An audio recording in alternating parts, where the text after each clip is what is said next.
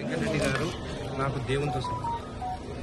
మొన్న సంక్రాంతి సెలవులు ఉన్నాయని చెప్పేసి నా కొడుకుని 3 రోజులు హాలిడేకి తీసుకెళ్తే టీవీలో చూసినప్పుడు చాలా బాధగా అనిపించింది.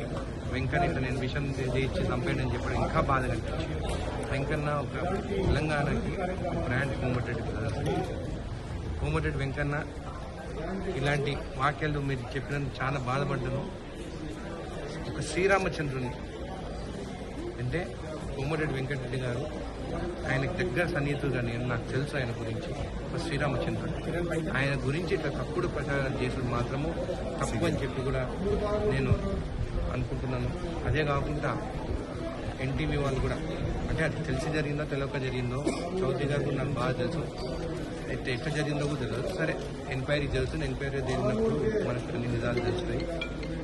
కోమటిరెడ్డి వెంకటరెడ్డి అన్న మీకు కావాలంటే ప్రజలు ఆయన తెలంగాణ కోసం మినిస్ట్రీ పదవి వద్దని చెప్పి రిజైన్ చేసి వచ్చినాయి.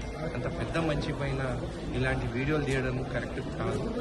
ఒకటే మాటలు చెప్తున్నాను, కోమటిరెడ్డి వెంకన్న ఈ రోజున్న శ్రీరామచంద్ర.